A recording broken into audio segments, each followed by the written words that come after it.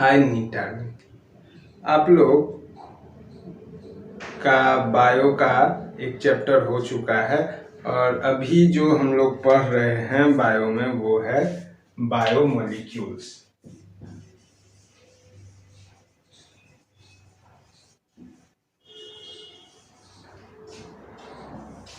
तो ये chapter chemistry और बायोलॉजी दोनों के लिए इम्पोर्टेंट है, हम आपको बता चुके हैं। देखिए, इसमें बेसिकली जो आपको पढ़ना है, कुछ हम पिछले वीडियो में पढ़ाए थे, हो सकता है आपको वहाँ पर याद हो। उसमें एक करेक्शन यहाँ पर शायद हम ये आपको 23 अमीनो एसिड अगर बताए हों तो आप उसको याद कर लीजिए कि ये 20 होगा। ठीक है, आपके एनसीईआरटी में ये 20 ही है लिखा हुआ भी, तो वहाँ पर ये 20 अमीनो एसिड होगा। अब पढ़ना आपको क्या क्या है इस चैप्टर में वो समझिए। सबसे पहले जो आपको पढ़ना है वो है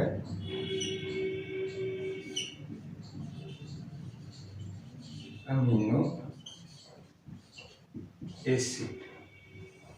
अमीनो एसिड में हम आपको पिछले वीडियो में, अगर आप वहाँ जाके देखिएगा, आपको यहाँ नीट कमांडर के ही चैनल पर वो दूसरा वीडियो जो बायोमोलिक्यूल्स का फर्स्ट वीडियो जो है वो मिल जाएगा। तो उसमें हम आपको बताए थे कि अमीनो एसिड क्या होता है। अगर आप वहाँ जाके देखिए तो आपको पता चलेगा कि अमीनो एसिड में बीच में एक अल्फा कार्बन होता है, उससे एमीन ग्रुप एक साइड जुड़ा हुआ होता है, दूसरे साइड एसिड ग्रुप। वो कुछ इस तरह का आपको देखने में लगेगा।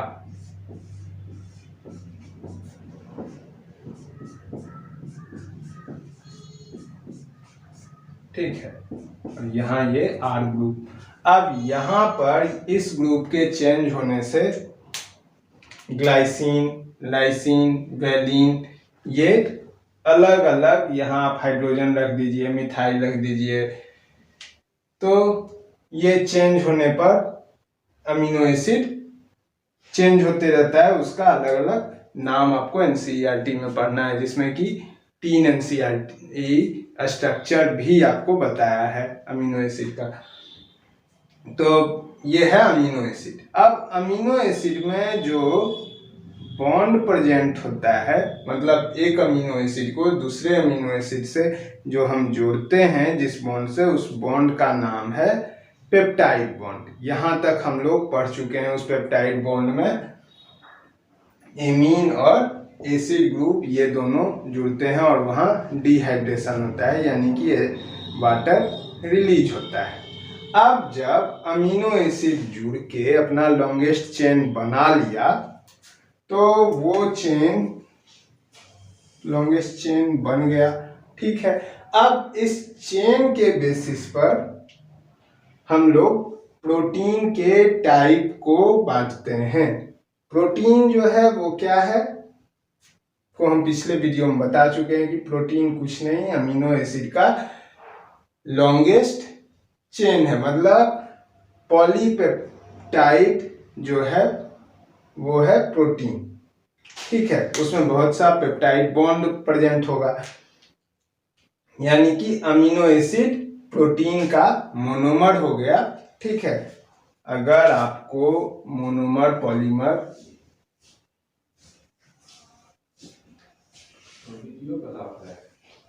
कुछ याद हो तो वो इस तरह से होगा कि एक छोटा यूनिट है वो जुड़ जुड़ के एक बड़ा यूनिट बनाता है।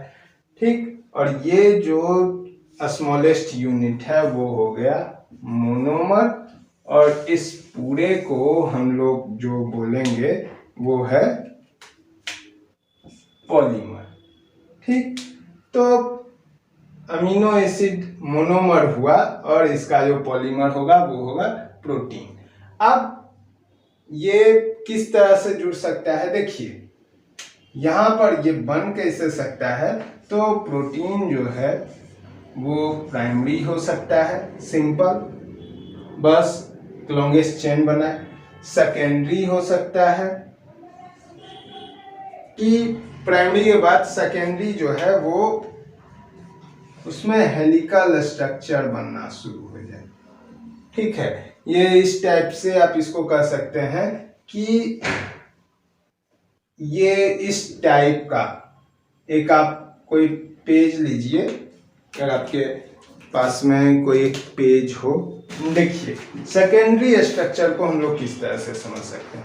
मान लीजिए कि ये सिंपल अमीनो एसिड का चेन है, ठीक है, और अगर हम इसको इस तरह से मोड़ना शुरू करें, जिसको कि बीटा प्लीटेड भी बोला जाता है, ठीक, तो अगर इस तरह से ये हेलिकल स्ट्रक्चर ऐसे करके ये बनना शुरू हो जाए, ठीक है, ये मुड़ा हुआ, तो इस स्ट्रक्चर को हम लोग बोलेंगे सेकेंडरी स्ट्रक्चर।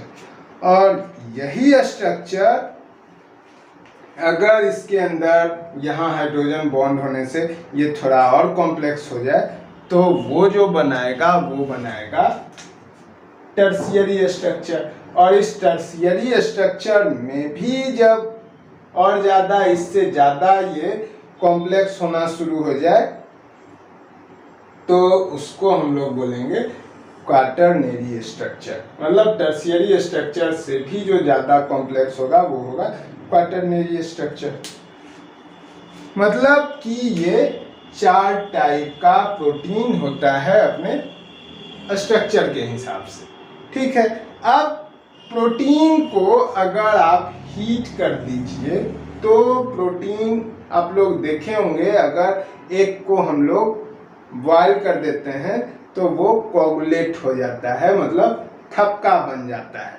तो यही चीज इसके साथ भी है कि अगर आप इस स्ट्रक्चर को हीट कर दीजिए, जो क्वाटरनरी स्ट्रक्चर है, तो वो क्या हो जाएगा, कोगुलेट हो जाएगा और फिर से वो रिवर्स नहीं हो पाएगा, ठीक है।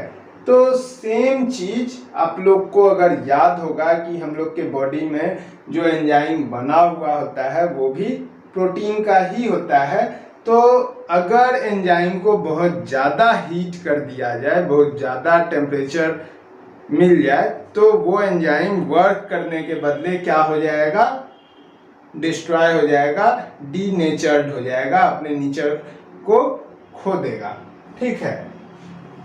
तो ये चीज जो था वो था अमीनो एसिड और उससे बनने वाले प्रोटीन का स्टोरी। अब प्रोटीन के बाद जो नेक्स्ट चीज आपको पढ़ना है वो है कार्बोहाइड्रेट।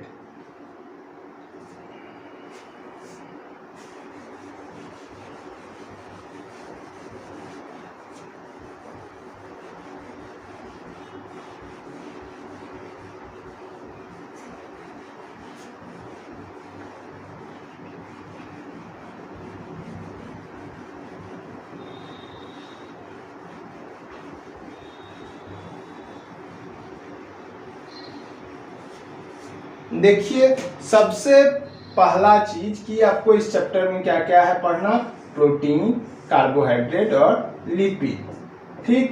प्रोटीन में अमीनो एसिड का नंबर था 20।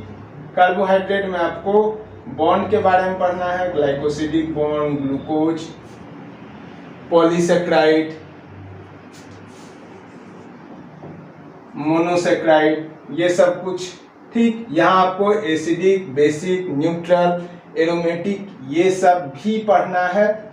और लिपिड्स में आपको पढ़ना है कि अगर 16 कार्बन का हो उसके एसिड ग्रुप के साथ तो उसको क्या हम बोलेंगे, अगर 20 कार्बन का हो तब उसको क्या बोलेंगे, जिसमें डबल बॉन्ड होता है उसको क्या बोलेंगे। तो इस चीज को हम लोग पहले भी कार्बोहाइड्रेट को समझते हैं।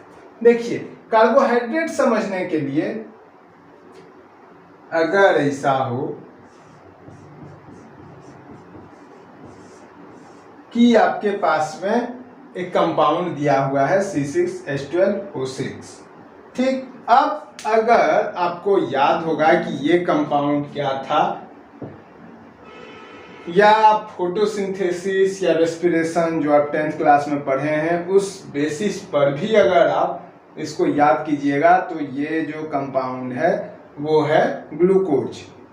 देखिए ग्लूकोज जो है अगर हम लोग उसको ऑक्सीडाइज करते हैं तो वो क्या बना देता है, CO2 प्लस H2O। कितना मॉलिक्यूल बनाएगा वो भी हम लोग बैलेंस नहीं कर रहे हैं। अब इस तरह से यानी कि एक कार्बोहाइड्रेट है जो कि ऑक्सीडाइज होने के बाद सीधा सीधा CO2 और H2O बना रहा है। अगर आपको याद हो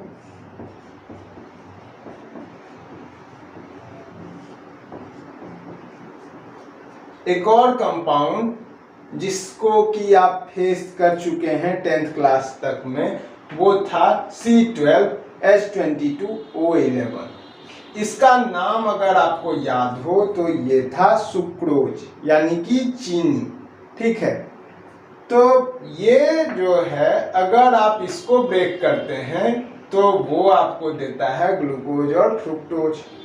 ठीक है, इसका मतलब हुआ कि ये डायरेक्ट आपको ये चीज नहीं दे रहा है, ये ब्रेक होने के बाद पहले यहाँ पर आ रहा है तब यहाँ आ रहा है, मतलब इसके लिए डायरेक्ट स्टॉपेज यहाँ पर नहीं है। ये पहले इस स्टेशन पर आएगा फिर इस स्टेशन से यहाँ पर आएगा। ठीक है, मतलब ये कर्व होके आएगा। अब ऐसा क्या है इसमें, तो यहाँ पर जो कार्बोहाइड्रेट डायरेक्ट ब्रेक होके CO2 और H2O दे वो हो गया मोनो। ठीक है, अब ये जो है जो पहले टूटे और टूट के मोनो बनाए, ठीक, और ये अगर आप ध्यान से देखिए तो यहाँ पर 12 कार्बन है, टूटेगा तो 6 कार्बन वाला मॉलिक्यूल बना सकता है हाईएस्ट, तो यहाँ पर ये हो गया डाई। ठीक है, अब इन सबके नेम के लास्ट में हम लोग सेक्राइड वर्ड लगाते हैं। सेक्राइड जो है वो वर्ड यूज होता है स्वीटनेस के लिए, मतलब जो चीज मीठा हो उसको बुलाता है सेक्राइड। तो लगभग जो कार्बोहाइड्रेट था जो कि पहले आदमी को पता था वो मीठा होता था खाने में, जैसे ग्लूकोज हो गया, सुक्रोज हो गया, तो ये दोनों चीज खाने में मीठा लगता है। अगर लैक्टोज आपको याद हो, लैक्टोज कहाँ पाया जाता है, तो मिल्क में लैक्टोज होता है, ठीक, वो भी मीठा होता है। अब ये सब कुछ मीठा होने के चलते उसको सेक्राइड वर्ड दिया गया।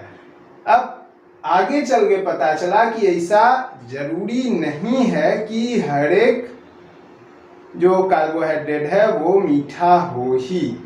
ठीक है, तो आगे चल के देखा गया कि ये डायरेक्ट टूटा, ये पहले मोनो बनाया फिर टूटा।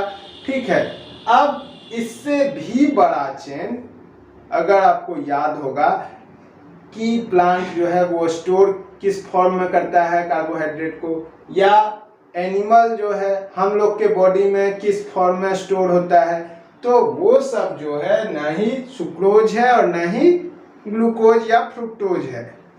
वहां पर आपको नाम अगर याद होगा तो वो है सेलुलोज, गैलेक्टोज, ठीक है, स्टार्च। तो ये सब कुछ जो है ग्लूकोज के बहुत लंबे लंबे चेन से, ग्लूकोज से, फ्रुक्टोज से, इन सब का यानी मोनोसेक्राइड, सिंपल वर्ड में अगर कहा जाए कि मोनोसेक्राइड का वहां पर लॉन्गेस्ट चेन बनता है, और वो जो बनाता है वो होता है पॉलीसेक्राइड। ठीक है, तो यहाँ पर कोई लॉन्गेस्ट चेन नहीं था, यहाँ बस 2 था, इन्हीं में 3 होगा। ठीक, तो इस टाइप से जो लॉन्गेस्ट चेन बनाएगा वो पॉलीसेक्राइड उसको बोला जाएगा। ठीक है, अब इसके बारे में और ज़्यादा डिटेल से कि कौन मोनोसेक्राइड है, कौन ओलिगोसेक्राइड है, कौन पॉलीसेक्राइड है, ये चीज़ केमिस्ट्री के बेसिस पर हम लोग 12 का जो बायोमोलिक्यूल डिस्कस करेंगे, आपको जब हम वो बताएंगे तो वहाँ पर इस चीज़ को और ज़्यादा एक्सप्लेन करके समझेंगे। तो यहाँ पर आपको समझना है कार्बोहाइड्रेट में मोनोसेक्राइड, डाइसेक्राइड और पॉली। ठीक है, तो पॉलीसेक्राइड का एग्जांपल हो जाएगा सेलुलोज, उसके बाद स्टार्च, गैलेक्टोज। ठीक है, अब इतना के आगे यहाँ पर इसमें कौन सा बॉन्ड से ये जुड़ेगा। जैसे प्रोटीन जो था वो अमीनो एसिड के बीच में पेप्टाइड बॉन्ड बनने से बनता था प्रोटीन। अब ये क्या से बनेगा, तो यहाँ पर इस ग्लाइकोसिडिक बॉन्ड में भी H2O रिलीज होता है। देखिए, तो इस तरह से बन गया कार्बोहाइड्रेट। अब कार्बोहाइड्रेट जो है वो आपको एनर्जी रिलीज करके देता है, मतलब कि कार्बोहाइड्रेट के थ्रू हम लोग इंस्टेंट एनर्जी ले सकते हैं। ठीक है, अगर वो मोनो या डाइसेक्राइड रहा तब। तो यहाँ तक हम लोग को कार्बोहाइड्रेट समझना है। आप लोग को जो बेसिक याद रखना है प्रोटीन और कार्बोहाइड्रेट में, वो ये याद रखना है कि कार्बोहाइड्रेट में कौन सा बॉन्ड होगा, कौन मोनोसेक्राइड है, कौन डाइसेक्राइड है। सबसे इंपॉर्टेंट प्रोटीन का आपको चारों टाइप याद रखना होगा, कितना अमीनो एसिड होता है टोटल वो याद रखना होगा। उसको आप 23 नहीं 20 याद रखिए, आपके एनसीईआरटी में ये 20 लिखा हुआ है। जब 12 का आपको पढ़ाएंगे तो वहाँ पर भी ये 20 ही होता है अमीनो एसिड, तो अमीनो एसिड 20 को पढ़ना है। और इसके बीच में बॉन्ड क्या होता है, पेप्टाइड बॉन्ड। तो ये चीज यहाँ तक हम लोग को कार्बोहाइड्रेट समझना है। ठीक है, अब जो नेक्स्ट होगा कार्बोहाइड्रेट के बाद वो होगा लिपिड, और लिपिड के बाद हम लोग अगले वीडियो में डिस्कस करेंगे लिपिड, और आप बोल सकते हैं फिर न्यूक्लियोटाइड और न्यूक्लियोसाइड के बारे में। तो न्यूक्लियोटाइड और न्यूक्लियोसाइड याद करने का हम आपको तरीका बता चुके हैं कि टाइड मतलब जिसमें कि तीनों प्रेजेंट हो। ठीक है, यानी तीनों का मतलब हो गया बेस, शुगर और फॉस्फेट ग्रुप। ठीक, अब अगर लिपिड के साथ फॉस्फेट जुड़ जाए तो उसको फॉस्फोलिपिड बोलते हैं। ठीक, तो हम लोग नेक्स्ट वीडियो में जो डिस्कस करेंगे वो होगा लिपिड, फिर न्यूक्लियोटाइड और न्यूक्लियोसाइड। यानी कि वहाँ पर हम लोग एडेनिन, गुआनिन, साइटोसिन, यूरासिल, यहाँ पर अगर आप ध्यान से देखिए तो ये है एडेनिन, गुआनिन, साइटोसिन, यूरासिल और थाइमिन। ठीक है, तो थाइमिन, और अगर आपको याद होगा ए, टी, जी और सी ये प्रेजेंट होता है डीएनए में, और एडेनिन, गुआनिन, साइटोसिन और यूरासिल ये प्रेजेंट होता है आरएनए में। ठीक, अब एडेनिन, थाइमिन, गुआनिन, साइटोसिन, इन सब में से कौन किससे बॉन्ड बनाता है, कितना बॉन्ड बनाता है, ये सब कुछ हम लोग नेक्स्ट वीडियो में ज़्यादा डिटेल से समझेंगे।